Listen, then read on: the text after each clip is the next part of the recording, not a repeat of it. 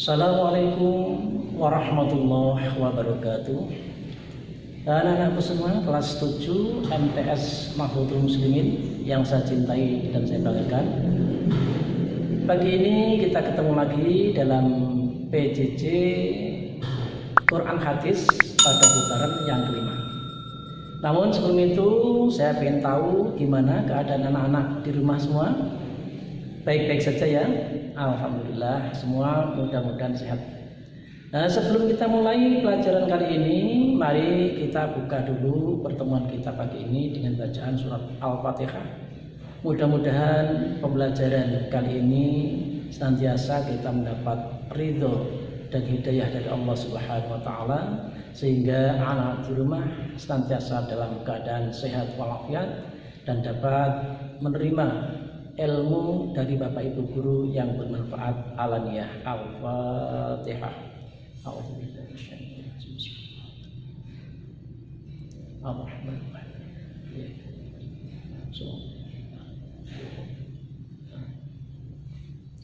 Nah, aku semua, mari kita lanjutkan pada pertemuan yang kelima ini, yaitu kita resum materi KD 3.4 dan KD 3.5, yaitu yang intinya menyebutkan pengertian hukum bacaan mat tabi'i, mat wajib muttasil, dan mat jaiz munfasil.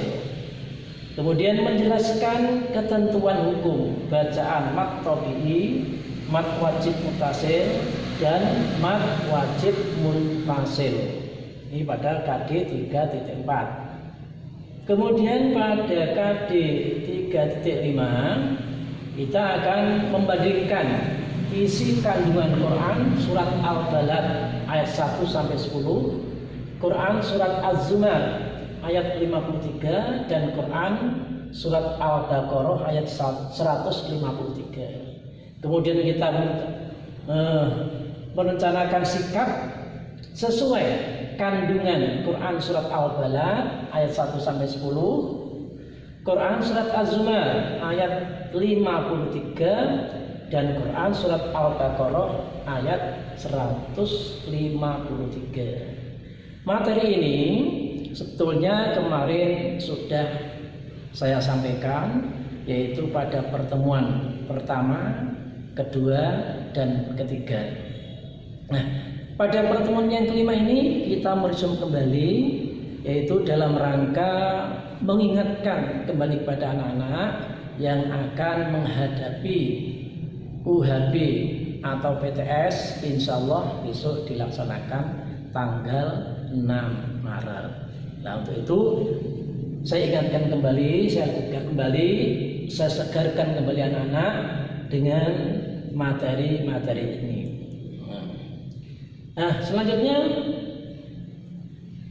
yang pertama kita masuk pada pengertian mat. Pengertian mat, ya, lihat di sini anak-anak. Menurut ulama ahli tajwid, mat adalah memanjangkan suara huruf yang wajib dipanjangkan karena adanya huruf mat. Nah, jadi bacaan huruf yang panjang, tapi panjangnya itu ada penyebab, yaitu disebabkan adanya salah satu dari huruf mat. Nah, ini yang dimaksud mat menurut ulama ahli tajwid. Lah, adapun syarat huruf mat, ya, huruf mat tersebut bisa menjadikan hurufnya dibaca panjang, yaitu apabila wawu jatuh setelah dhammah, ya, terus ya jatuh setelah kasroh, dan alif jatuh setelah fathah. Contohnya berkumpul dalam lafal nuhiha. Nah, nu ada wawu jatuh setelah dhammah, dibaca panjang nu. Terus hi ada ya jatuh setelah harokat kasroh, ya, dibaca panjang hi. Terus ha ada alif jatuh setelah harokat fathah. Ini jadi bacaan mat, ya, bacaan panjang. Nuhiha. Ini contoh yang paling sederhana. Selanjutnya di sini kita lihat mat itu dibagi menjadi dua bagian. Yang pertama mat tabi'i atau mat asli. Mat tabi'i atau mat asli yaitu mat yang terjadi karena adanya huruf alif, wawu, iya. Ini mat yang asli atau mat tabi'i. Yang kedua, mat itu dinamakan mat far'i, yaitu mat yang terdapat hamzah atau sukun setelahnya. Setelah huruf mat itu ada hamzah atau ada sukun, itu dinamakan mat far'i. Nah, kemudian mat far'i sendiri ini dibagi menjadi 14 macam. Ya, mat far'i 14 macam itu antara lain adalah: 1. Mat wajib muttasil. 2. Mat jaiz munfasil. 3. Mat lazim musaqqal kilmi. 4. Mat lazim mukhaffaf kilmi. 5. Mat lazim musaqqal harfi. 6. Mat lazim mukhaffaf harfi. 7. Mat tamkin. 8. Mat arid lis-sukun. 9. Mat badal. 10. Mat lain. 11. Mat silah qasirah. 12. Mat silah tawilah. 13. Mat iwad. 14. Mat farqi. Nah, ini adalah merupakan, ya, macam-macam mat far'i. Akan tapi tidak seluruhnya 14 ini kita pelajari, cuma nanti sebagian yang akan kita pelajari adalah mat wajib muttasil dan mat jaiz munfasil. Nah, lanjutnya anak-anak lihat sini. Nah, di sini kita hanya membahas 2 mat saja, yaitu yang pertama mat wajib muttasil. Apa mat wajib muttasil itu? Nah, lihat. Apabila ada mat tabi'i bertemu dengan huruf hamzah yang berharokat kasrah dalam satu kata atau bersambung, ini dinamakan mat wajib muttasil. Ada huruf mat kemudian bertemu dengan hamzah yang berharokat kasrah dalam satu kata yang masih bersambung, tidak terpisah, ya, tidak terpisah. Ini dinamakan mat wajib muttasil. Contohnya, ya, wa wajadaka ailan fa'aghna.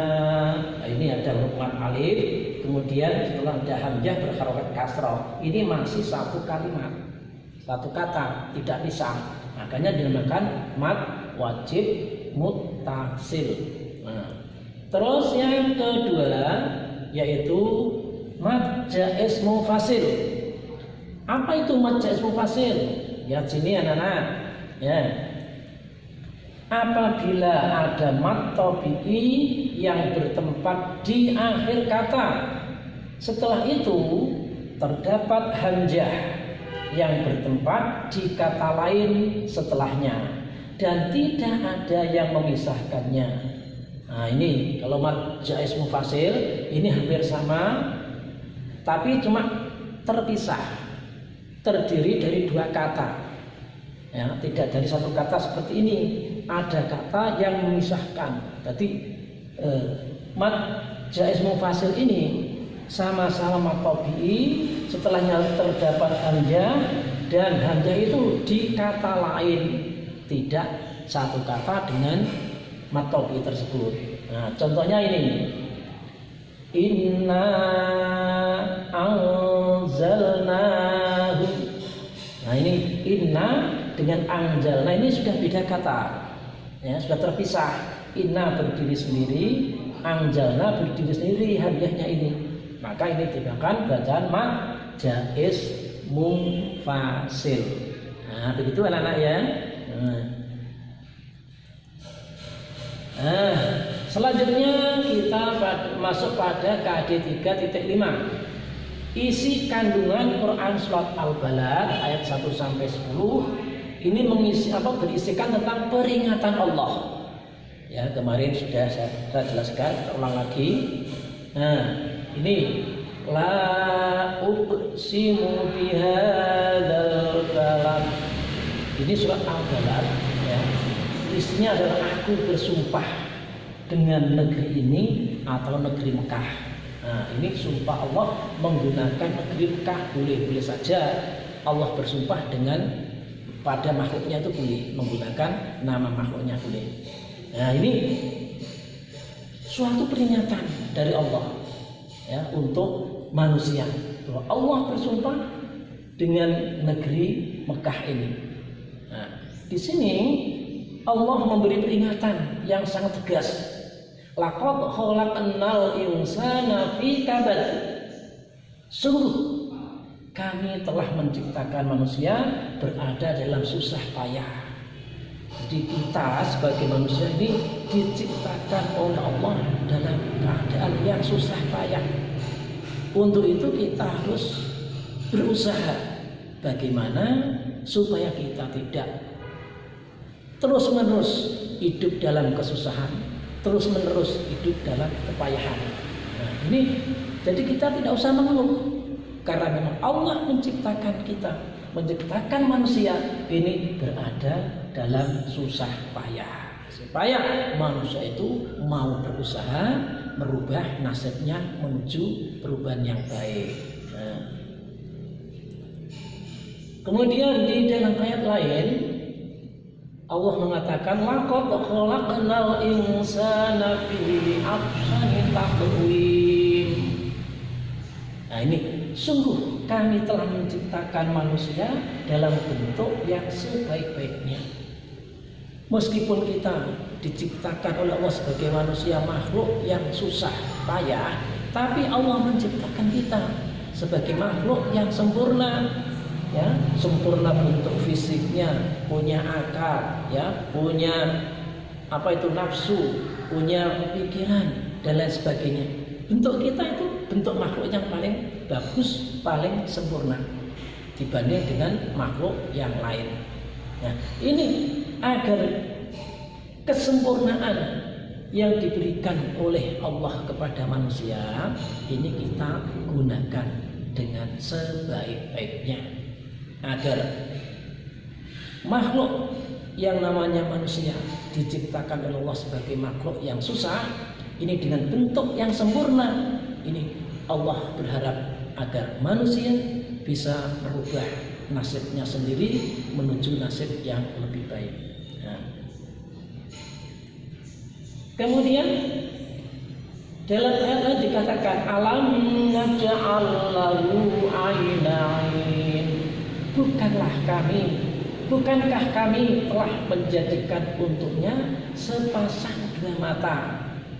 Allah telah membuat kita, menjadikan kita diberi sepasang dua mata yang indah, mata yang bisa melihat untuk keindahan dunia.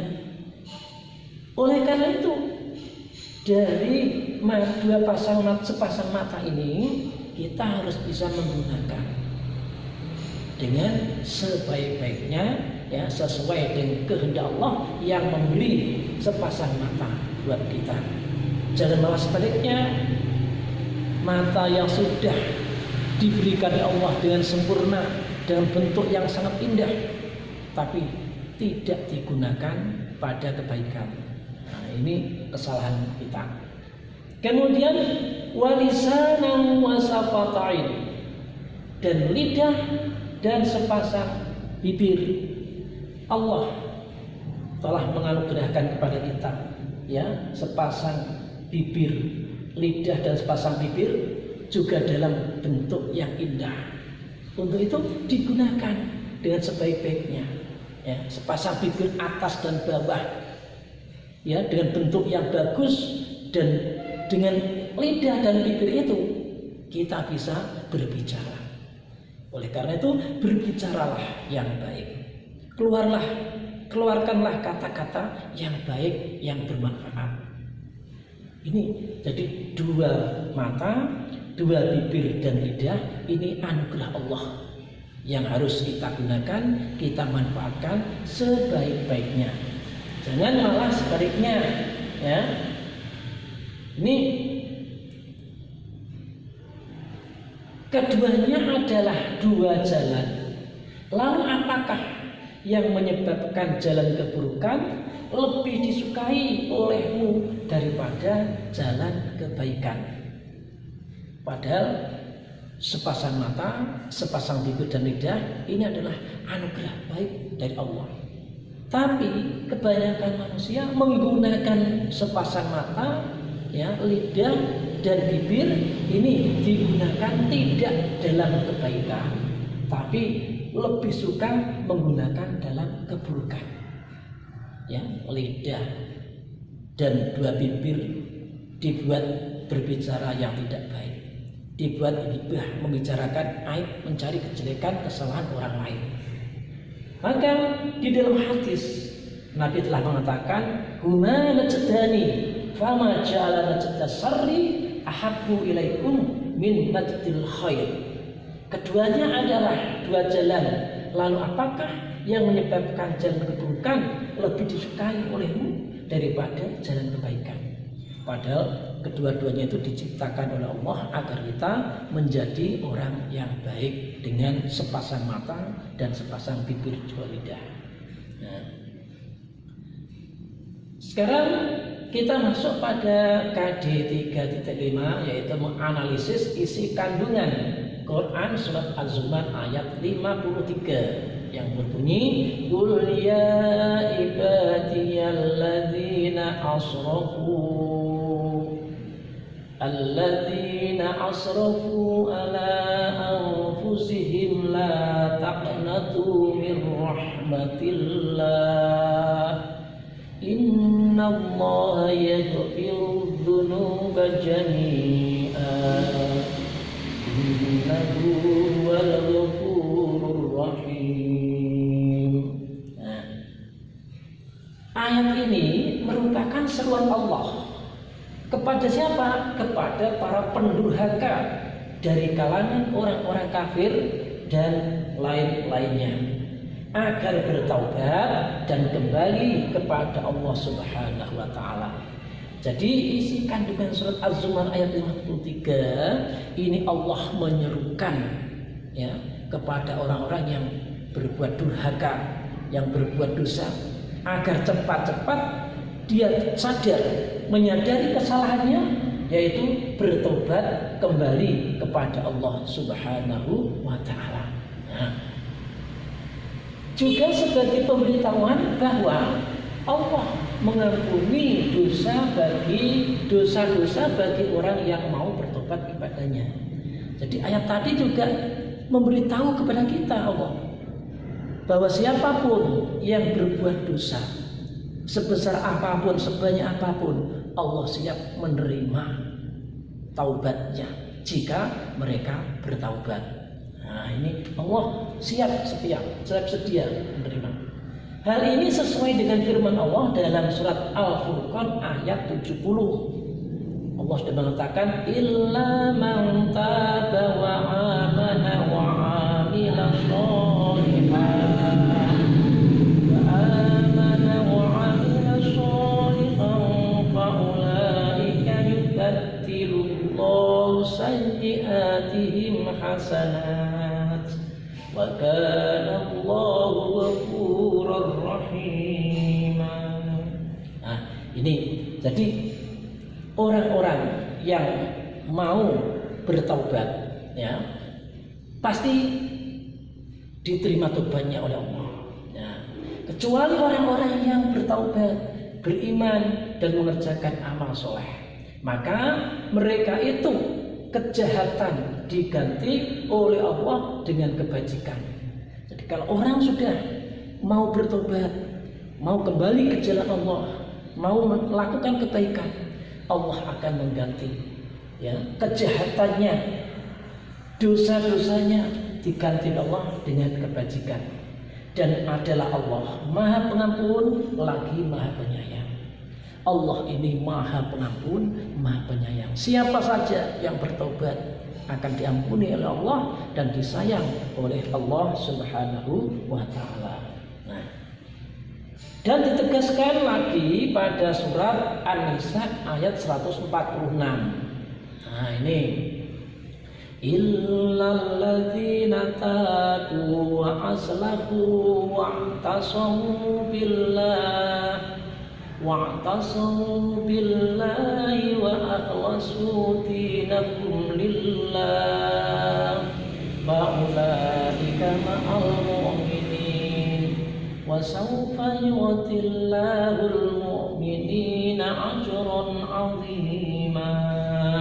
Nah, kecuali orang-orang yang bertobat dan memperbaiki diri dan berpegang teguh pada agama Allah dan dengan tulus ikhlas menjalankan agama mereka karena Allah, maka mereka itu bersama-sama orang-orang yang beriman dan kelak Allah akan memberikan pahala yang besar kepada orang-orang yang beriman. Jadi orang-orang yang durhaka ya, yang berbuat dosa kemudian dia mau bertobat, dia mengerjakan amal kebaikan, dia kembali kepada Allah, melaksanakan ajaran agama dengan baik bersama orang-orang yang beriman lagi, maka Allah ya berjanji akan memberi pahala yang besar, ya, akan memberi pahala yang besar bersama orang-orang yang beriman. Nah, sekarang penjelasan surat Al-Baqarah ayat 153. Nah, lihat anak-anak. Ya ayyuhalladzina amanu ista'inu bis-sabri was-salah innallaha ma'as-sabirin. Artinya, wahai orang-orang yang beriman, mohonlah pertolongan kepada Allah dengan sabar dan sholat. Sungguh Allah beserta orang-orang yang sabar. Jadi Allah memerintahkan kepada kita, mengingatkan kepada kita selaku orang beriman, apabila dalam hidup ini kita menemui kesulitan, ya kita jangan ragu-ragu, minta tolong kepada Allah dengan apa? Yaitu dengan sarana, dengan jalan sabar dan sholat. Kenapa? Karena innallaha ma'as-sabirin. Allah itu senantiasa bersama orang-orang yang sabar. Ya, orang yang bersikap yang sabar itu adalah orang yang selalu bersama dengan Allah. Nah, sebaik-baik sarana yang dapat membantu dalam menjalani berbagai musibah adalah kesabaran dan sholat, sebagaimana dalam surat Al-Baqarah ayat 45. Jadi paling baik sarana untuk kita minta tolong kepada Allah, minta bantuan kepada Allah, yaitu dengan salat dan sabar. Dalam Al-Baqarah ayat 45 dikatakan lagi, wasta'inu bis-sabri was-salat wa innaha lakatsiratun illa 'alal khashi'in. Dan mohonlah pertolongan kepada Allah dengan sabar dan salat. Dan salat itu sungguh berat kecuali bagi orang-orang yang khusyuk. Jadi memang kalau orang itu tidak khusyuk, dia melaksanakan salat itu rasanya berat. Padahal dengan sholat dan sabar kita dapat peluang mendapat pertolongan dari Allah Subhanahu wa Ta'ala. Anak-anak semua, sholat yang khusyuk dan sabar ini bisa dijadikan sarana seseorang untuk menggapai rahmat atau kasih sayang Allah. Nih jangan lupa ya, sholat yang khusyuk, sabar ini bisa menjadikan sarana ya, untuk menggapai rahmat dan kasih sayang Allah Subhanahu wa Ta'ala. Nah, maka dengan demikian pendalaman materi KD 3.4 dan KD 3.5 sebagai bahan kajian untuk mengikuti UHB genap yang akan datang nanti. Jadi ini anak-anak ya, saya ingatkan lagi sebentar lagi akan ada UHB besok dimulai tanggal 6 Maret. Nah, ini sebagai apa itu resume saja, ringkasan yang materi yang sudah pernah saya sampaikan. Nah, sekarang kita masuk pada uji kompetensi. Ini yang wajib dijawab, dikirim tugasnya ya sebagai bentuk nilai ulangan harian tiap-tiap PJJ. Yang pertama, 1. Lafal berikut ini yang termasuk bacaan mat wajib mutasil adalah 1. Inna anzalnahu fi lailatul qadr. A. B. Amma yatasaalun. C. Inna a'tainakal kautsar. D. Wa ma umiru. Pilih salah satu, mana yang termasuk mat wajib muttasil. Nah, yang kedua,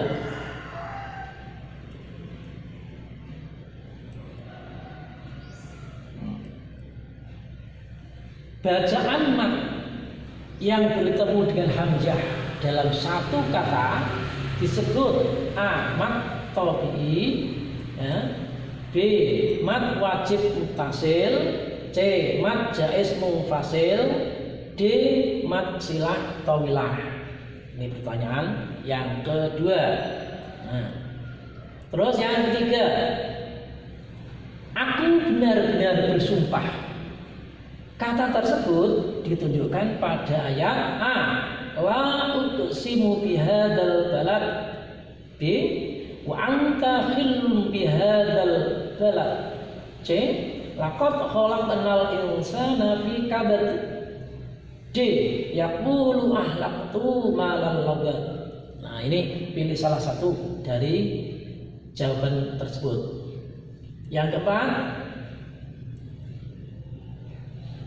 cara untuk mendapat pengampunan dari Allah Subhanahu wa Ta'ala adalah A. Bertobat lalu mengulangi lagi. B. Membeli surat pengampunan. C. Menyatakan perbuatan dosanya. D. Bertobat dengan sungguh-sungguh. Nah, ini pilih salah satu jawabannya. Yang kelima,